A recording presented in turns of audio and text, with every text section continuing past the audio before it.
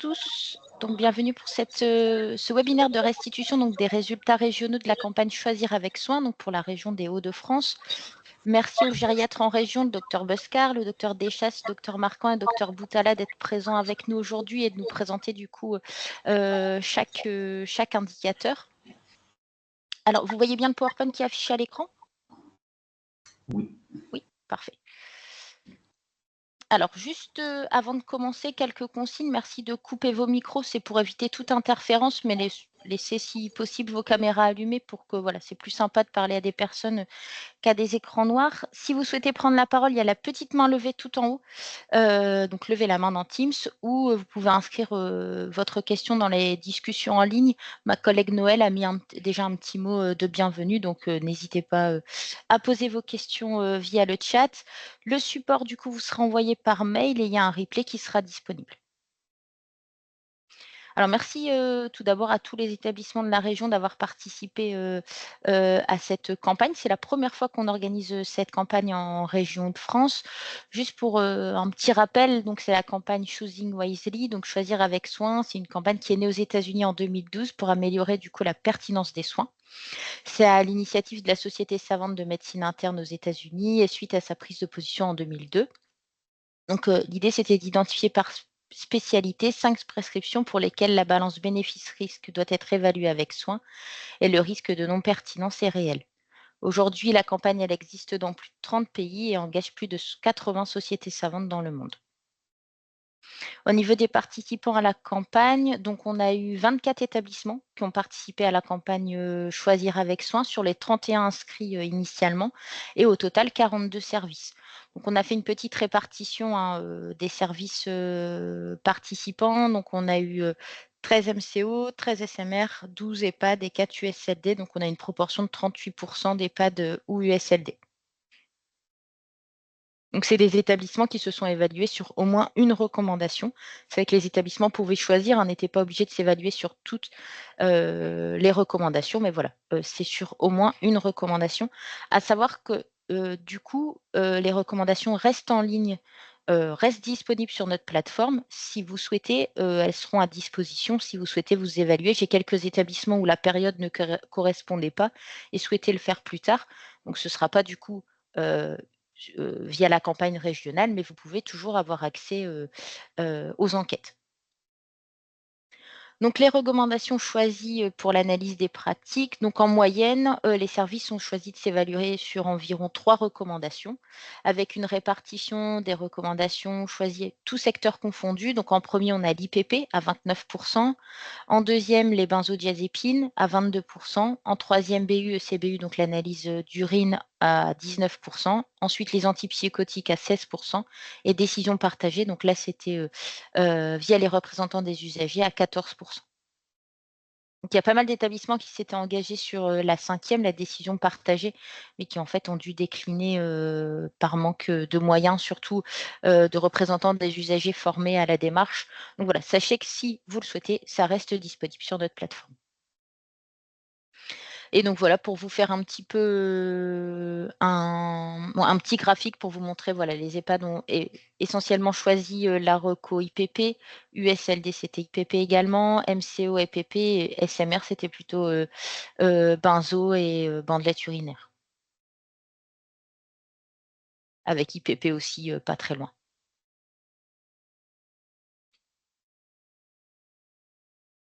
Alors ensuite, je vais laisser la parole du coup au docteur Boutala sur la partie donc sur la reco antipsychotique. Oui, merci. Bonjour à toutes et à tous. Donc, pour rappel, très rapidement concernant les psychotiques, c'était en cas de symptômes psychocomportementaux chez une personne atteinte de troubles neurocognitifs majeurs. Donc, on dit, selon recommandation, les antipsychotiques ne doivent être prescrits qu'en dernier recours pour une durée définie, en général, en moyenne 4 à 6 semaines. Donc, il y avait 3 indicateurs qui avaient été calculés, avec le nombre d'établissements impliqués, donc 13, le nombre de services 22. Alors pour le premier indicateur, pour rappel, taux de patients avec troubles neurocognitifs majeurs traités par antipsychotiques pour troubles psychocomportementaux, dans l'occurrence sur l'échantillonnage de patients.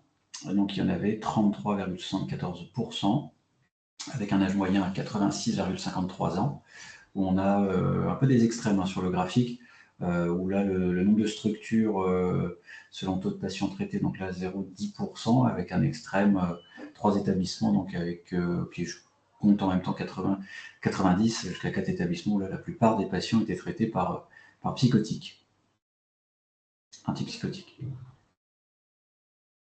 Le deuxième indicateur, donc une prescription dans l'unité sans recherche de facteurs déclenchants et ou pas de mesures non pharmaco-appliquées et ou pas de déprescription programmée.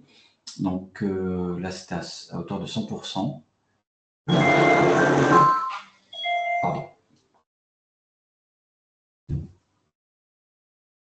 Le troisième indicateur, donc taux de prescription d'antipsychotiques non initiés dans l'unité et sans volonté de déprescription tentée. Bon, là, on est plutôt à hauteur de 50%. Alors, les indicateurs donc, par secteur, tout à l'heure on parlait effectivement des services concernés, où là, ça colle un peu à la réalité moyenne, je dirais. Si je vais au plus bas, donc à l'EHPAD du SLD, où on accueille beaucoup de patients dépendants qui ont pas mal de troubles cognitifs. Donc là, si je reprends indicateur par indicateur, donc taux de patients traités par antipsychotiques pour troubles psychocomportementaux parmi les patients de plus de 75 ans, donc là 68,66%, donc là on n'est pas ou USLD. Prescription dans l'unité sans recherche de facteurs déclenchants, donc là c'est mesure non pharmaco, donc là 100%, et le taux de prescription antipsychotique non initié, sans des prescriptions, là toujours on n'est pas du SLD, on est à 66,67%. A contrario des autres services, hein, donc MCO, SSR, où les chiffres changent un peu. MCO, si on reprend le premier indicateur, on est aux alentours de 26%.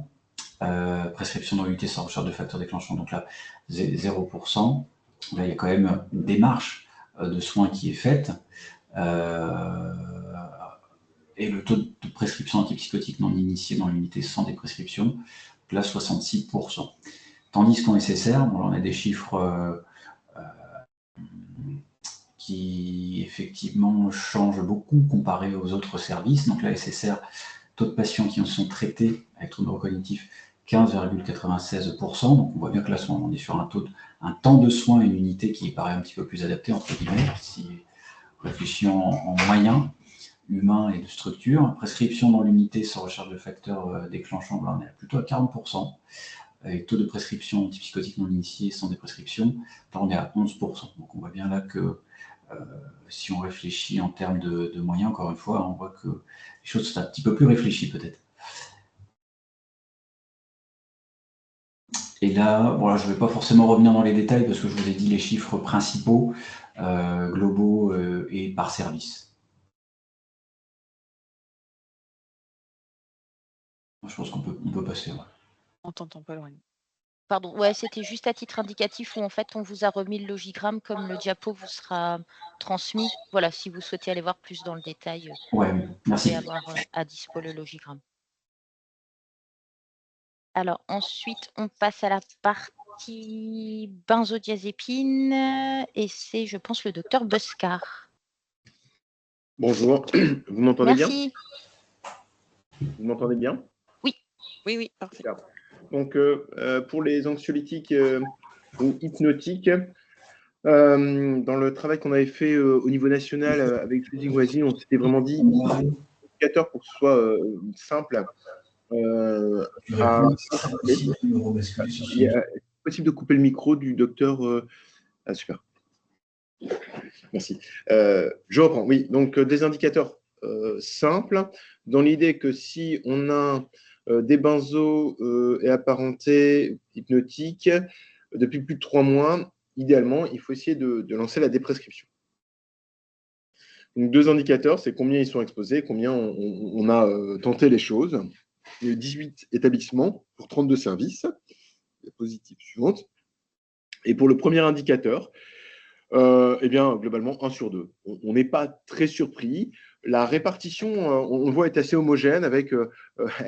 C'est presque une petite courbe de Gauss. Alors, on n'a pas assez d'échantillons, hein, mais on n'est pas très loin. Il y a quand même des services où il y en a vraiment beaucoup, hein, 80-90%, un service, 70-82 services, et d'autres beaucoup moins, à 20-30%. Donc, même si c'est 1 sur 2 en moyenne, il y a des variations importantes.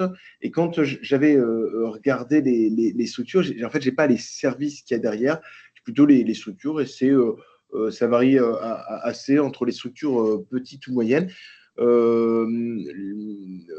C'est celles qui font les plus grandes variations des extrêmes.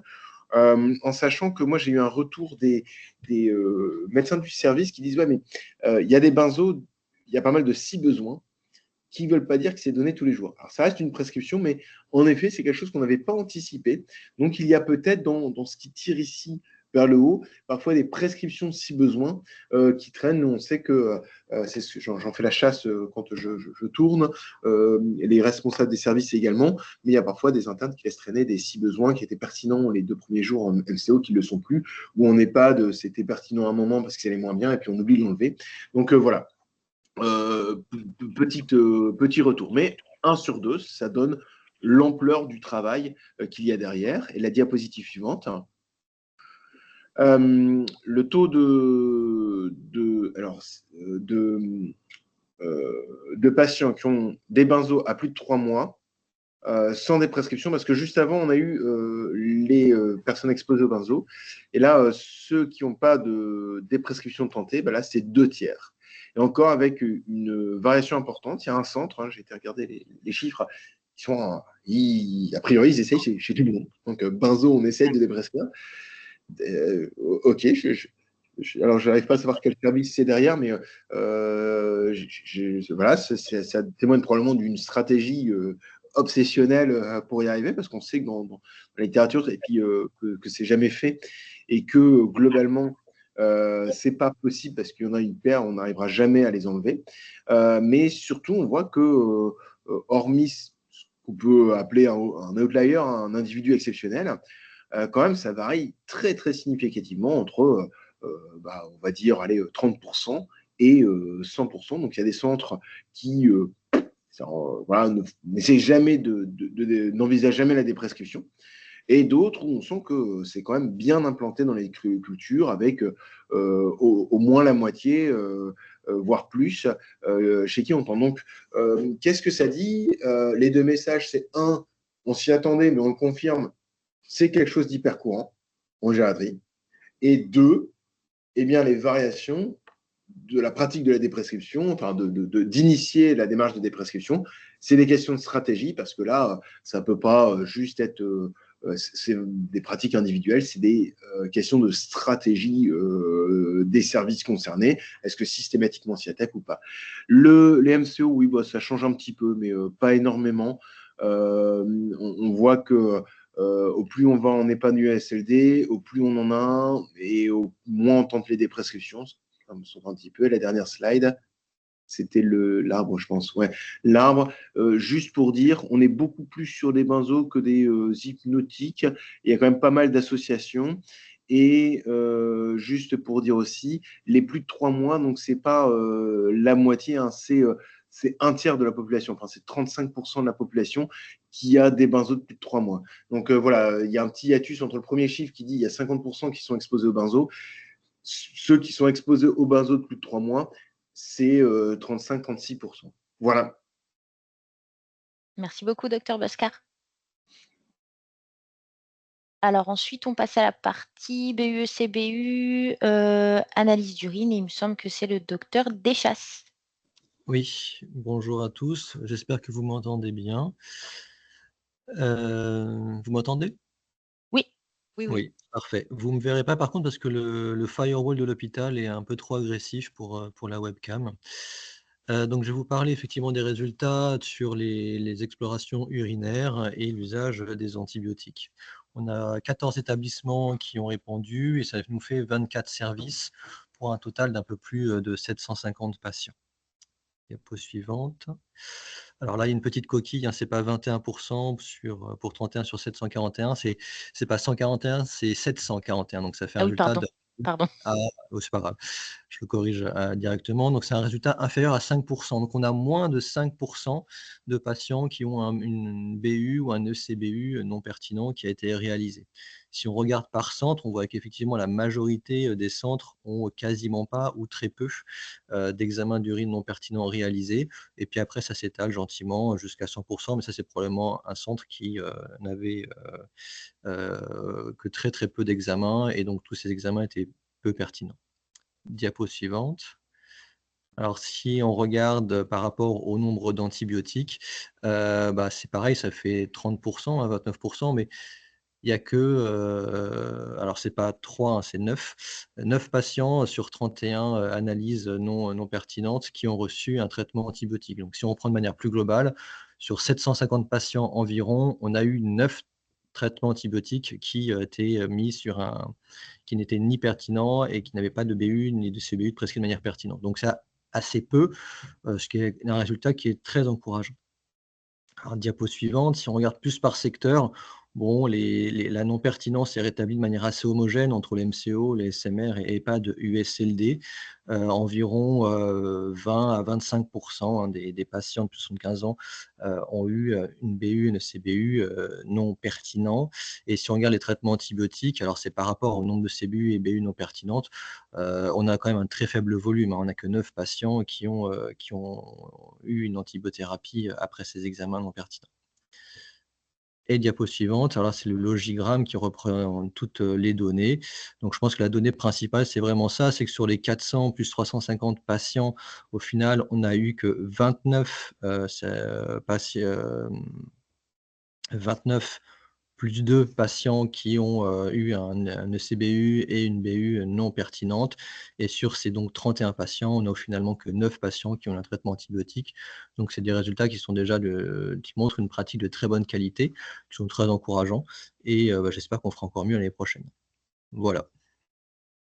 Merci, docteur Deschasses. Je ferai les modifs sur le diapo. Merci. Ensuite, on a donc la reco IPP avec le docteur Marquand. Oui, concernant les IPP, donc la recommandation était que si un patient est sous IPP au long cours, une durée supérieure à 8 semaines, on doit faire l'objet d'une dynamique de déprescription. Donc, pour cet item, il y avait 4 indicateurs calculés. 22 établissements ont participé à cet item et dont 38 services, ce qui représentait 1518 patients. L'âge, donc c'était un âge gériatrique, 87 ans. Le premier indicateur, c'était le taux de patients avec une prescription d'IPP supérieure à 8 semaines, sans indication au long cours.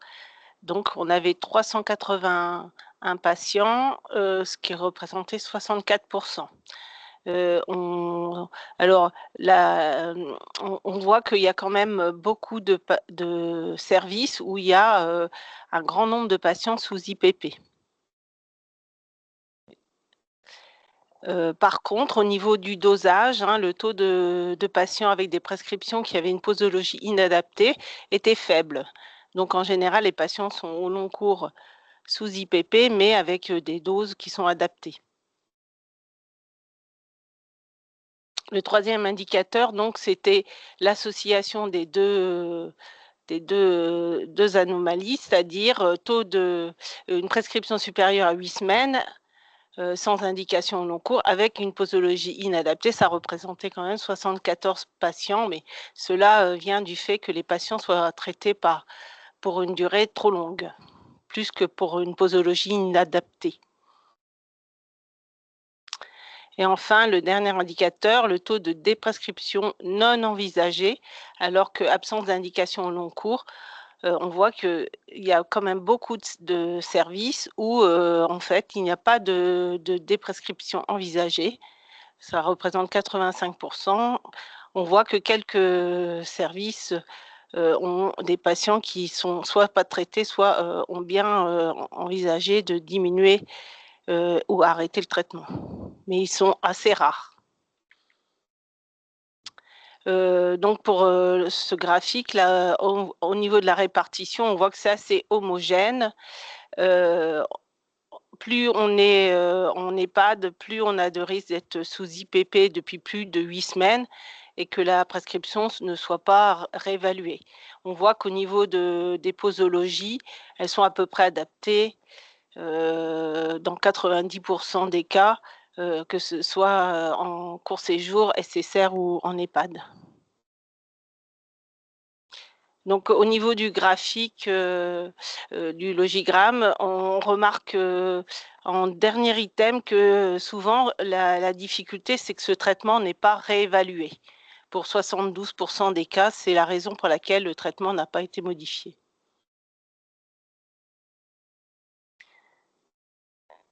Merci beaucoup, docteur Marquand. Je laisse ma collègue Noël pour la partie décision partagée. Alors, sur la partie décision partagée, je rappelle la recommandation, dès les premiers jours d'hospitalisation ou d'entrée en EHPAD, un dialogue sur la nature des soins ou de l'accompagnement à mettre en place doit s'instaurer avec la personne concernée et avec son entourage si elle le souhaite, afin que ces soins ou accompagnements reposent sur les besoins et les attentes de la personne. Donc là, on voit sans vraiment grande surprise que c'est les EHPAD qui ont le plus participé au niveau de cette enquête, mais aussi parce que c'est dans leur habitude de beaucoup travailler avec les CVS et les représentants des usagers. Voilà. Mais tout doucement, ça vient sur les MCO, les SMR.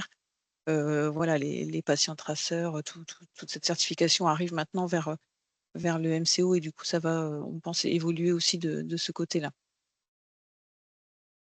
Donc au niveau des résultats, régionaux, on est, moi j'ai trouvé pas trop mal, hein, par rapport, j'ai regardé sur d'autres régions, on était quand même pas trop mal. Donc depuis votre arrivée, avez-vous besoin de nouveaux traitements, de soins ou d'examens? Donc bien sûr, hein, ce qui est logique, on est dans les oui en grande majorité et depuis votre arrivée, avez-vous eu l'occasion d'échanger avec un professionnel de l'établissement sur les soins dont vous avez eu besoin? À 91 les patients disent que oui. Donc c'est plutôt très, très encourageant, très, très positif. Heu, pour la participation du patient, est-ce qu'on vous a demandé votre accord sur les nouveaux traitements? Donc bon, on voit que c'est un petit peu plus, mitigé, mais on a quand même une majorité de oui. Et est-ce qu'on vous a expliqué les avantages et inconvénients? Là, on sent que c'est encore un peu difficile, hein, au niveau des patients ou des résidents. Alors, est-ce que c'est parce qu'ils n'ont pas forcément compris ou est-ce que c'est peut-être plus ancien et qu'ils n'ont pas forcément, compris les avantages et les inconvénients? Voilà, mais en tout cas, on sent que ça reste encore un petit peu sensible à ce niveau-là. Est-ce qu'on vous a expliqué pourquoi vous avez eu besoin de nouveaux traitements ou examens? Là, on voit que presque un patient sur 2 a quand même eu des explications. Donc je trouve que c'est aussi, encourageant de ce côté-là. Association des proches, donc est-ce qu'on vous a demandé si vous souhaitez qu'un proche soit présent, pendant les entretiens? Donc bon, par contre là, c'est vrai que c'est pas quelque chose qui est assez, coutumier de demander. On n'est pas loin de la moitié, mais voilà, on voit qu'il y a encore du travail à faire sur, la l'association des proches dans la dans les souhaits du patient et puis est-ce que cette volonté a été respectée? Par contre, voilà, ça a été peu demandé, mais quand ça a été demandé et que ça a été, un oui pour le patient, on voit que, la demande a été, respectée. La volonté a été respectée. Au niveau de la personne de confiance, avez-vous été informé de la possibilité de désigner une personne de confiance? Donc ça, oui, on voit que c'est assez ancré, donc c'est, assez positif aussi, très positif et par contre sur les directives anticipées, on sent que c'est très difficile encore, hein, d'aborder les directives anticipées dans les établissements, hein, que ce soit, sanitaires ou médico-sociaux. Est-ce qu'on vous a proposé d'écrire, ces souhaits dans un document ou bien les avez-vous fait avant d'entrer, ici enfin, d'entrer dans l'établissement donc non? Et est-ce qu'on vous a demandé ce que vous souhaitez ou ce que vous ne souhaitez pas recevoir comme soin si votre santé se dégradait? On est aussi sur le non. Ça rejoint complètement ce qu'on voit au niveau des certifications, des établissements de santé ou des évaluations médico-sociales, hein. C'est vraiment des points faibles qui ressortent très régulièrement. Mais c'est surtout les professionnels qui ont encore du mal à aborder cette, À aborder ce thématique sujet. avec, ouais, aborder ce sujet avec les patients résidents, c'est encore, enfin, ça reste, à améliorer.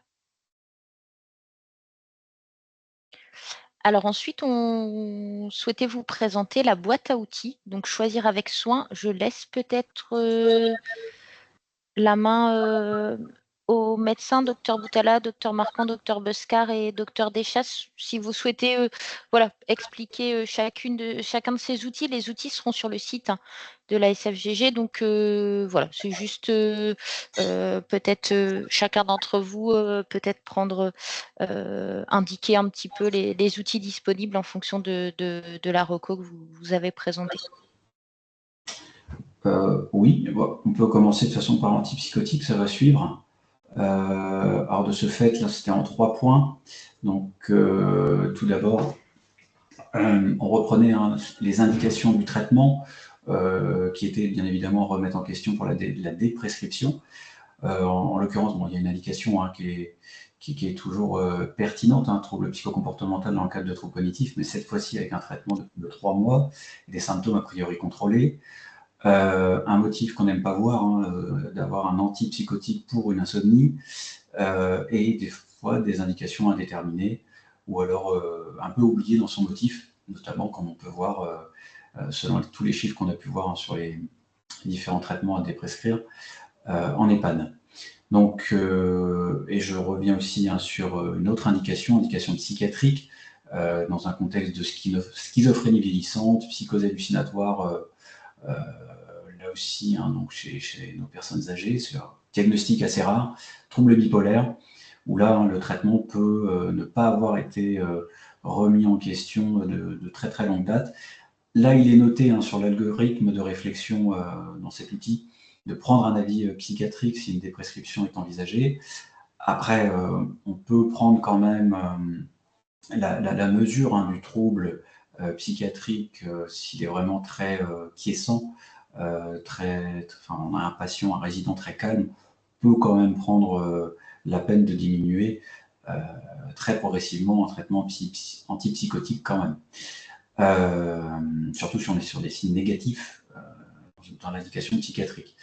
Et ça rejoint donc, si on prend la peine de le faire, l'algorithme de réflexion. Alors juste avant, s'il vous plaît. Pardon, hop. Excusez-moi. Donc, arrêt progressif de l'antipsychotique, et en collaboration avec le patient, s'il collabore, s'il est encore en état de collaborer, ou l'aidant, bien évidemment, qui est toujours à prévenir, ou famille, en l'occurrence, si on a un résident, donc s'il est en EHPAD. On essaie de diminuer la posologie de 25 à 50% toutes les 1 à 2 semaines. Vous pouvez même aller à 50%. Il n'y a pas normalement d'effet rebond, comme on pourrait dire sevrage, syndrome de sevrage, comme les benzos. Par contre, ce à quoi il faut s'attendre, bon là je reviens d'emblée sur les événements indésirables un peu plus bas, c'est la réapparition des troubles. Et là, de toute façon, ça nous fait rétropédaler assez vite, surtout si on est sur des tableaux d'agressivité, de délire, d'hallucination qui étaient bien maîtrisés. Bon là, vous rétropédalez tout de suite.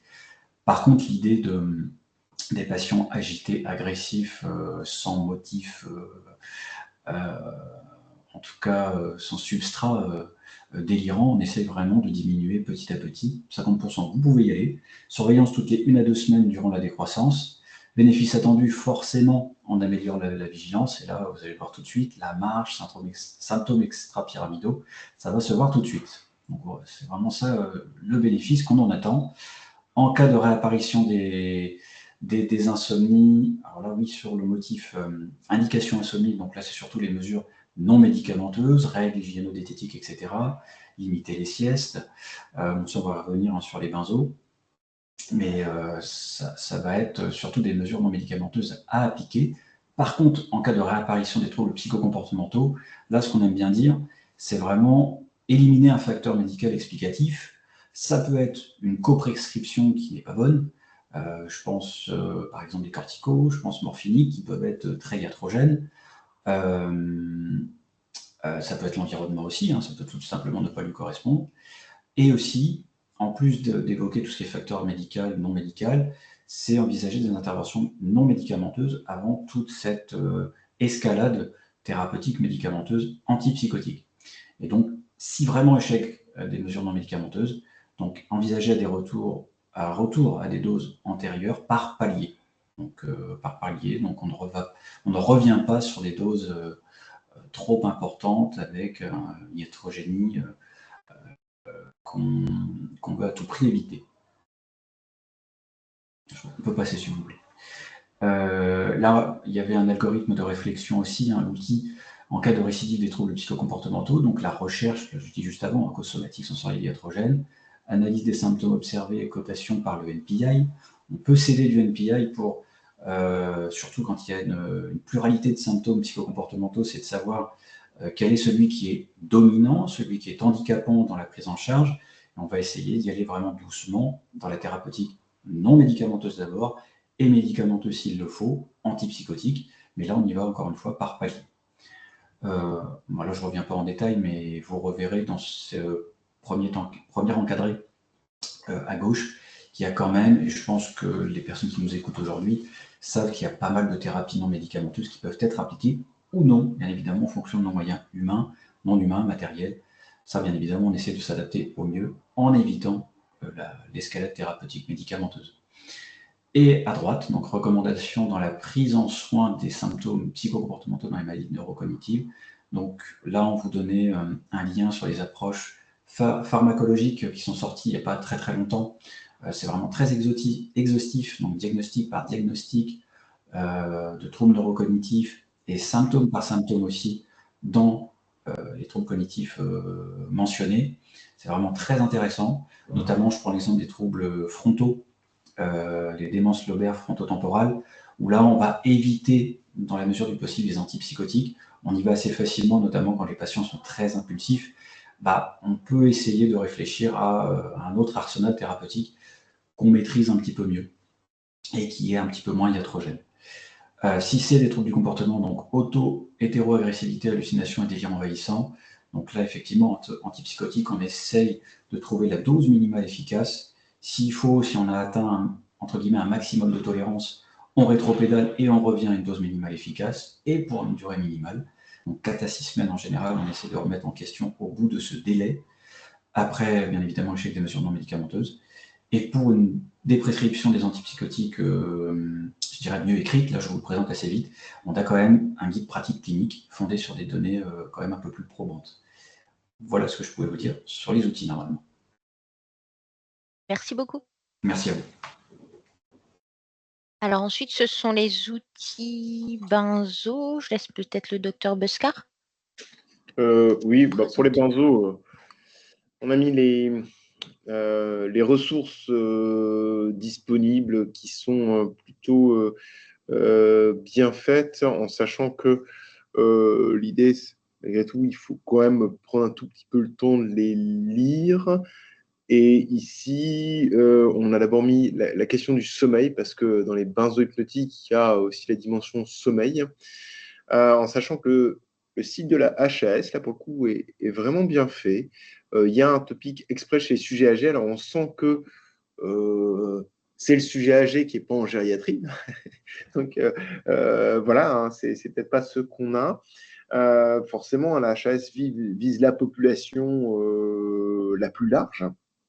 Malgré tout, là, c'est un des algorithmes qui montre, mais c'est dans l'idée, le médecin généraliste va represcrire des hypnotiques et en fait, il faut y réfléchir avec un algorithme assez simple, parce qu'il y a des signes associés, donc qui ferait penser à dépression anxiété, un syndrome d'apnée du sommeil, un syndrome des jambes sur le repos, etc.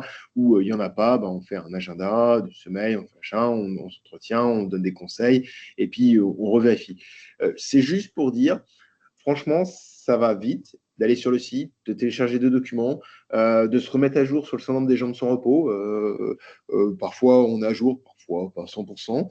Il y a des liens vers le réseau Morphée. Donc, j'ai vu qu'il y avait une association nationale du syndrome des jambes sans repos où il y a tout qui est super bien expliqué. Bref, l'idée de mettre ça, c'est dire, franchement, en 2 clics, en 3 mots-clés, trouble sommeil, sujet AGHS, on a quand même plein d'éléments pour y aller. Donc ça, c'est un premier point sur quand la benzo-hypnotique sont liées au sommeil. Les deuxièmes outils, c'est tout ce qui est du réseau de déprescription des Canadiens. On a donc, même si c'est du Canada, ici, la vignette, vous pourriez être à risque, tout ça, qui est destiné aux personnes a été mise à jour par les Belges. Donc, c'est pour ça qu'il y a UC Louvain, parce qu'on s'est rapproché de Hans Pinwin pour l'avoir. On a mis du temps à avoir leur accord, mais on l'a eu. Enfin, administratif. Hein, les chercheurs étaient complètement d'accord, mais ça a mis du temps avec les juristes. C'est super bien fait parce que c'est fait pour les personnes.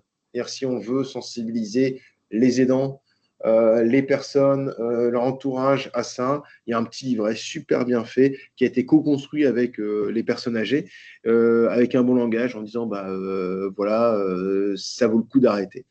Et aussi le petit agenda pour l'hygiène de sommeil, les habitudes et puis comment on dort. Voilà, 2 outils intéressants à utiliser pour le sommeil et pour sensibiliser. Et la dernière diapo, voilà, un outil didactique, ce coup-ci français, sur il est peut-être temps d'arrêter ma benzodiazépine. Encore une fois, hein, c'est plutôt bien fait. Ça a été co-construit. On sent qu'aujourd'hui, on va vers des choses de plus en plus colorées, avec des petites icônes. Voilà, c'est assez bien fait. Ça fait écho aux documents canadiens mis au jour par les Belges et qu'on a le droit d'utiliser. Voilà, c'est des outils pour gagner du temps dans l'explication du la benzo c'est pas bien et de toute façon ils nous écoutent pas. Petite remarque là-dessus, malgré tout, on sait que c'est pas facile de déprescrire parce qu'il y a un attachement des personnes à ce type de traitement. On va un peu au-delà de la seule prescription, c'est pas tout à fait comme les IPP. Et je vous dis, il y a des recherches extrêmement intéressantes qui sont en cours. Il y a notamment un spinning qui porte un projet européen BIOP sur la déprescription avec plein d'outils pour sensibiliser et les prescripteurs et les aidants et les personnes. Et donc, probablement, dans 2-3 ans, on aura des leviers encore plus puissants pour s'y attaquer sans se dire, oh là là, c'est compliqué. Voilà. Petite parenthèse, mais il y a une superbe recherche en cours dessus qui est très prometteuse. Merci beaucoup. Ensuite, on a les outils pour BU et CBU, donc analyse d'urine. Je laisse peut-être le docteur Deschasses. Oui, alors Présenter. voilà l'outil pour les analyses d'urine. En fait, c'est juste la reprise sur une diapo des recommandations qui avaient déjà été faites. Donc, je vais les relire avec vous. Donc, en l'absence de symptômes cliniques urinaires, il n'y a pas d'indication ni à une analyse d'urine, ni à un traitement antibiotique. Donc, avant de prescrire ou de réaliser une analyse d'urine, ou malheureusement, si ça a déjà été fait, si on reçoit le résultat d'une analyse d'urine qui est revenue positive, il faut vérifier qu'au moins une des situations suivantes s'est présentée. Est-ce qu'il s'agit d'un dépistage systématique avant une intervention? Est-ce que le patient ou la patiente présente des signes fonctionnels urinaires irritatifs ou obstructifs? Est-ce que le patient ou la patiente a présenté des signes de pyélonéphrite ou un sepsis sans autre point d'appel? Et si le patient ou la patiente n'est pas en état de s'exprimer, est-ce qu'il existe un contexte de modification récente du comportement sans autre point d'appel? Si on n'a aucune de ces situations, il n'est pas recommandé ni de prescrire une analyse d'urine, ni de mettre en place une antibiothérapie. Et puis au moins ça nous permettra j'espère, d'encore améliorer les performances qu'on a montrées cette fois-ci. Voilà, donc c'est relativement simple. Juste retenir la situation clinique. Est-ce que la prescription est pertinente? Si la prescription a été faite et que le résultat est revenu positif, toujours revenir à est-ce que l'examen était vraiment indiqué? Est-ce que la situation clinique est évocatrice d'une infection urinaire? Voilà. Merci beaucoup. Et ensuite, donc, on a les outils pour la reco IPP. Je laisse le docteur Marquand présenter. Oui, donc au niveau des IPP, donc on a vu qu'il y avait de nombreux patients qui étaient traités. Là, dans notre étude, il y avait 42% des patients qui avaient des IPP, donc 91% plus de 8 semaines. Alors, pour aider à déprescrire les IPP, il y a de nombreux documents qui existent. Le frein principal, c'est déjà de se poser la question et d'envisager la déprescription, mais c'est aussi parfois que les patients ont des symptômes qui réapparaissent. Et donc, il y a des mesures qui sont proposées pour éviter, avec les règles hygiéno-diététiques, éviter la recrudescence des douleurs abdominales ou des gènes qui font que le patient ne voudra pas arrêter son traitement ou ne voudra pas diminuer son traitement. Donc la première fiche, c'est plutôt pour les prescripteurs avec soit il y a un bon usage, soit il y a des indications méconnues et là, il faut se reposer la question, est-ce que je peux recommander une déprescription ou s'il y a un mésusage, essayer d'être dans les indications pour prescrire déjà et sinon essayer d'arrêter ou voire arrêter directement. Et la deuxième fiche, sur la deuxième slide, c'est plutôt adressé comme pour le sommeil, pour responsabiliser les patients qui peuvent l'être ou l'entourage, pour aider à arrêter ce traitement. C'est vrai qu'on le prend qu'il est très efficace sur les douleurs, sur les reflux, etc. Mais pour aider à déprescrire, on propose d'impliquer le patient en lui faisant se poser les questions, en lui expliquant les risques d'acidité gastrique qui peuvent revenir et puis les bonnes raisons pour lesquelles il faut arrêter. Voilà. Merci beaucoup.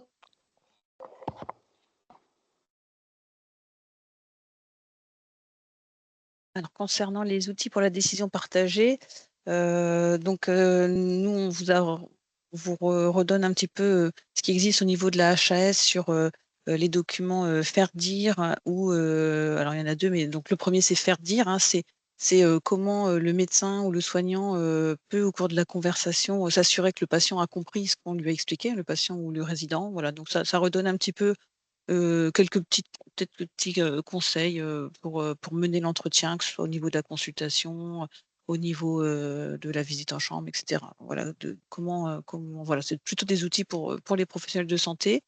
Et l'autre outil qui est plutôt donc sur la diapo différente, c'est plutôt là pour les patients et les résidents, c'est comment oser parler à son médecin. Donc c'est pareil, ça reprend quelques petites questions que le patient peut se mettre en tête ou utiliser l'outil quand il va en consultation pour ne pas oublier de poser certaines questions, pour se sentir en confiance, pour poser certaines questions, parce que c'est vrai que voilà, parfois ils n'osent pas poser des questions aux médecins quand ils sont face à lui. C'est quelques petits repères.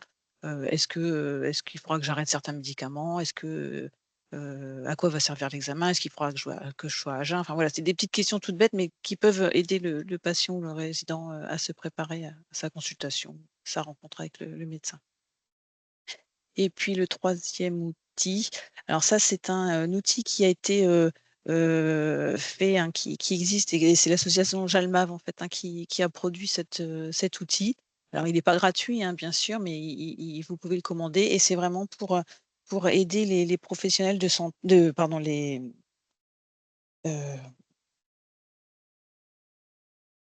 oui, si, c'est pour aider, oui, c'est pour aider les C'est professionnels de santé à faire dire, à faire parler les patients, à se préparer en fait sur leurs directives anticipées. C'est très apprécié apparemment, c'est un outil qui est très apprécié et qui marche bien dans les établissements. Mais voilà, par contre, faut le commander. Merci beaucoup Noël et donc tous ces outils sont disponibles du coup, ou seront très prochainement sur le site, de la SFGG. Et juste avant de vous quitter, on vous a juste remis, le groupe de travail donc SFGG avec, nos partenaires donc, France Asso Santé et voilà l'ensemble, des médecins qui ont participé du coup, à ce groupe. Un grand merci, encore au docteur Bescar, docteur Deschasses, docteur Marquand, à docteur Boutala pour votre présence pour, ce webinaire de restitution. Je ne sais pas s'il y a des questions? J'ai pas vu de questions dans la conversation. Les questions, des besoins, des pratiques peut-être aussi que vous Ouais. avez mis en place, En tout cas, on était très contents de la participation, nous, en région Hauts-de-France. Pour une première, on était contents de l'engouement, de cette campagne et puis on espère pouvoir vous la reproposer, l'année prochaine et sachez que c'est toujours disponible et que ça reste disponible sur notre, plateforme d'enquête. Docteur, vous avez des choses à ajouter? Oui. Non, non. Docteur Deschasses? Oui. Ah bah non, il y a Non, merci, c'est super. merci beaucoup en tout cas. Merci à tous. On vous envoie le Au revoir. PowerPoint et puis le replay sera disponible également. Au revoir. Merci à Merci à vous. tous. Merci à Au tous. revoir, bonne journée. Au revoir. À vous Bel aussi. Bonne journée. après-midi, bonne journée.